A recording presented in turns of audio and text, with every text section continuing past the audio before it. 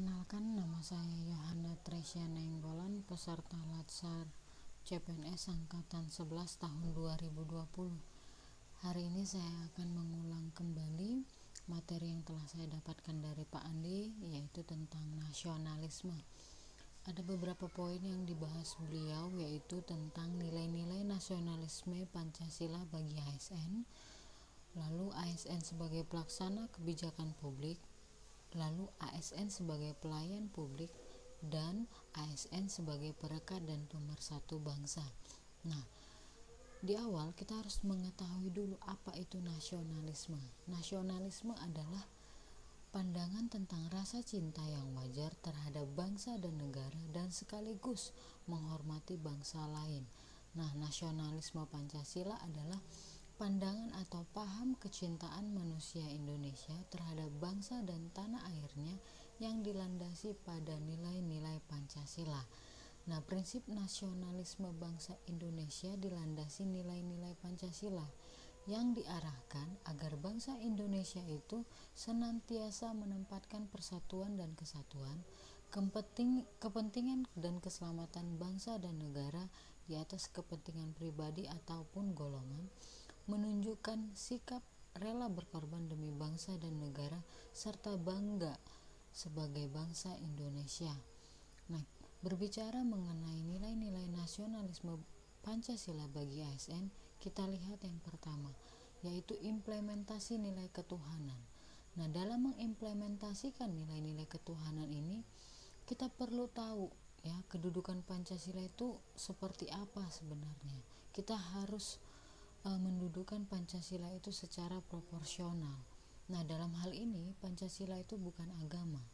Pancasila bermaksud menjadikan nilai-nilai moral ketuhanan sebagai landasan pengelolaan kehidupan dalam konteks masyarakat yang majemuk, tanpa menjadikan salah satu agama tertentu mendikte bangsa ataupun negara.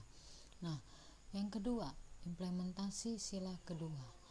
Ya, semangat nasionalisme itu tidak bisa lepas dari semangat kemanusiaan. Dengan prinsip kemanusiaan, berbagai tindakan dan perilaku yang bertentangan dengan nilai-nilai kemanusiaan itu tidak sepatutnya mewarnai kebijakan dan perilaku seorang ASN. Nah, contohnya fenomena kekerasan, kemiskinan, ketidakadilan, dan kesenjangan sosial. Ini merupakan contoh yang bertentangan dengan nilai-nilai kemanusiaan. Nah, sehingga aparatur negara dan seluruh komponen bangsa perlu bahu-membahu menghapuskan masalah tersebut dari kehidupan bangsa. Yang ketiga, implementasi nilai persatuan. Nah, di sini adanya pengakuan terhadap hak asal usul dari daerah yang bersifat istimewa, seperti keberadaan daerah istimewa. Contohnya itu Yogyakarta.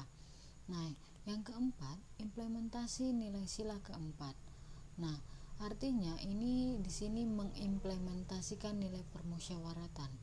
Nah, tradisi musyawarah yang dilandasi semangat kekeluargaan itu sebenarnya telah lama ada dalam masyarakat Nusantara ini. Nah, keragaman masyarakat Nusantara memunculkan keinginan yang sangat kuat untuk menghidupkan semangat persaudaraan dan kesederajatan semua warga dalam pergaulan hidup berbangsa. Yang kelima, implementasi sila kelima, yaitu keadilan sosial. Nah, peran negara dalam mewujudkan keadilan sosial ada dalam 4 kerangka. Yang pertama, adil di semua tingkat sistem kemasyarakatan. Yang kedua, kesetaraan kesempatan. Yang ketiga, akses atas informasi, layanan, dan sumber daya yang diperlukan. Yang keempat, dukungan atas partisipasi bermakna atas pengambilan keputusan bagi semua orang.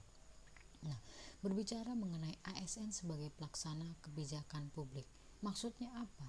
Maksudnya adalah ASN adalah aparat pelaksana atau eksekutor yang melaksanakan segala peraturan perundang-undangan yang menjadi landasan kebijakan publik di berbagai bidang dan sektor pemerintahan.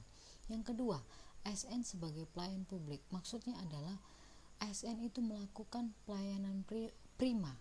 Ya, suatu pelayanan dikatakan prima itu apabila telah memenuhi SPM atau standar pelayanan minimum. SPM itu merupakan ukuran yang telah ditentukan sebagai suatu pembakuan pelayanan yang baik. Dengan kata lain, SPM adalah tolak ukur yang digunakan sebagai pedoman penyelenggara pelayanan yang diberikan oleh aparat pemerintah, dalam hal ini adalah ASN, kepada masyarakat untuk menyelenggarakan pelayanan yang berkualitas. ASN sebagai perekat dan pemersatu bangsa. Nah, hal ini berarti seorang ASN dalam menjalankan tugas-tugasnya senantiasa mengutamakan dan mementingkan persatuan dan kesatuan bangsa. Kepentingan individu, kepentingan kelompok ataupun golongan harus disingkirkan demi kepentingan yang lebih besar, yaitu kepentingan bangsa dan negara di atas segalanya. Nah, jadi refleksi yang saya dapatkan tentang makna materi nasionalisme ini adalah bahwa nasionalisme itu sangat penting dimiliki oleh setiap ASN.